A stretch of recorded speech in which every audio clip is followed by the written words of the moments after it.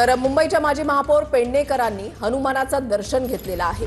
पेडणेकर या प्रभाग क्रमांक 199 मध्ये ठाकरेंच्या सेनेकडनं निवडणुकीच्या रिंगणात आहेत। किशोरी पेडणेकर थोड्याच वेळामध्ये आपल्या मतदानाचा अधिकार बजावतील। त्यांच्या विरोधात शिंदेच्या शिवसेनेच्या रुपाली कुसळे या निवडणुकीच्या रिंगणामध्ये आहेत। या दोघींमध्ये ही लढत आहे।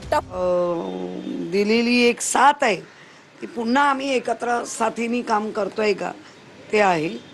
आणि मला वाटतं मुंबईकर ज्या पद्धतीने आज मुंबईमध्ये सगळीकडे जी हलचल आहे निवडणुकीची ती मशाल आणि इंजिनची आहे आणि तुतारी फुकणार म्हणजे अशा पद्धतीने मशाललाच इंजिनलाच विजयी करायचं हा मुंबईकरांनी आता ठरवलेला आहे। प्रभाग 199 मधून तुम्ही पुन्हा एकदा नशीब आजमावताय।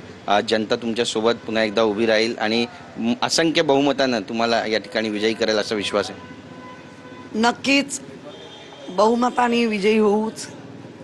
फक्त आपण बाहेर जे सगळं ऐकतोय त्याची पडताळणी नक्कीच चांगल्या प्रकारे केली असेल अशा विश्वासाने